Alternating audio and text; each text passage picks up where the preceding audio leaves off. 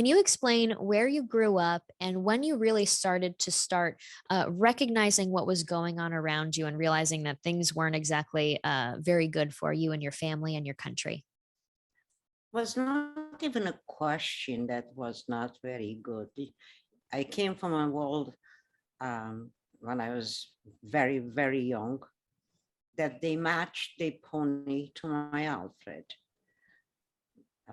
I had a very rich dad. In one day, in one night,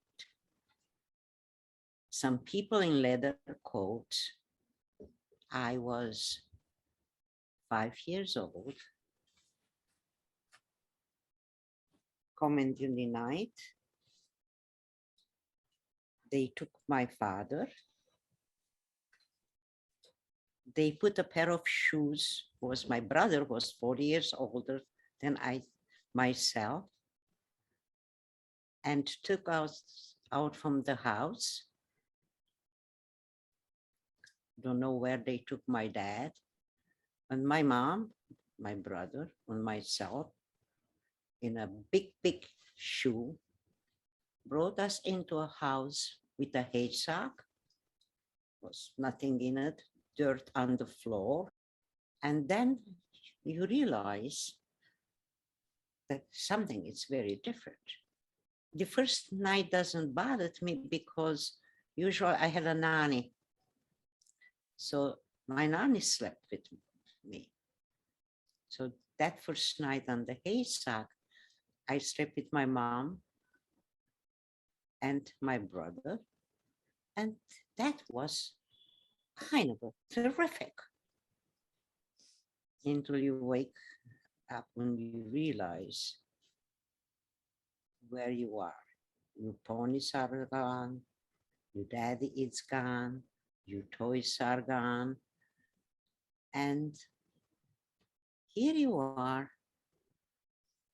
It's no breakfast, no food, no nothing. My mom was a lawyer.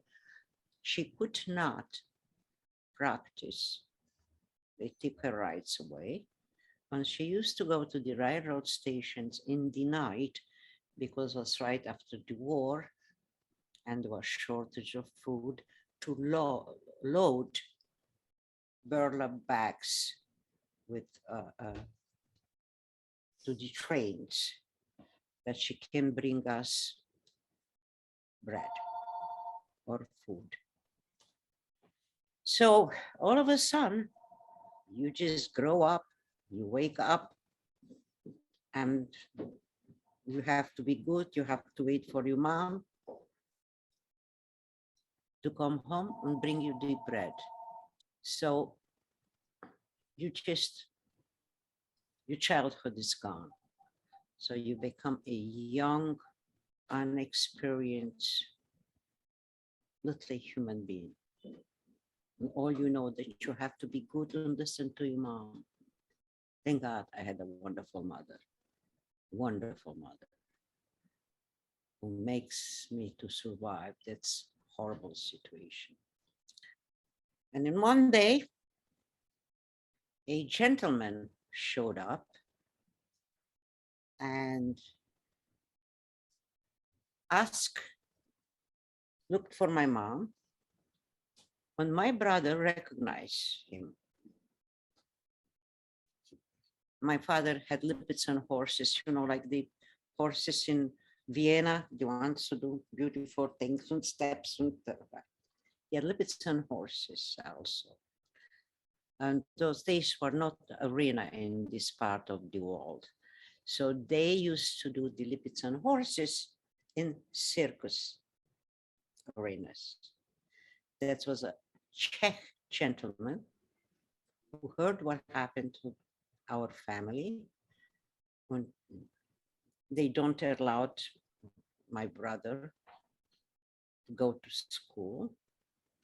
And he said to my mom, says, you should come with us. You can sell tickets. And we go from town to town, and they will not know who the kids are.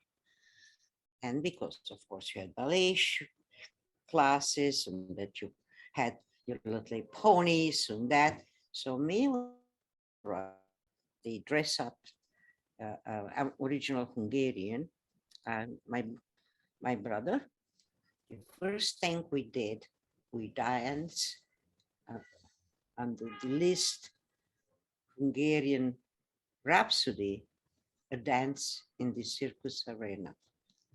The next time they put me in a horse, and the horse started to run around, that's not what I was used to. It. My little pony was running straight and jumping and little thing. And I once started to scream when I said in Hungarian, Édesanyám, that's mean sweet mother. They are killing me. So that's how I started. When we went to town, and we are the kids from the circus. They don't know. And when I started school, because those days Shirley Temple was a big star, and I have some pictures that they used to curl off my hair and put with paper things, and they put a babushka in my hand, and that's how I had to go to school. So you realize very fast that something is different, that something, and all my guilt was that I was the daughter of a bourgeois intellectual who spoke 14 languages. And, and they took my dad to Gulag. Solzhenitsyn described them very well, right? So I'm talking about the young people. First time, my husband, Juana's daddy, Jay, with Wharton and Harvard and, truly very well educated American.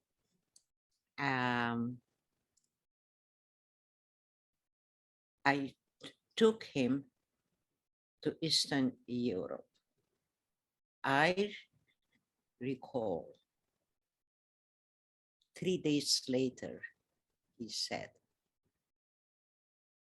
we should do a fundraising to bring the young Americans into this country to see what socialism means.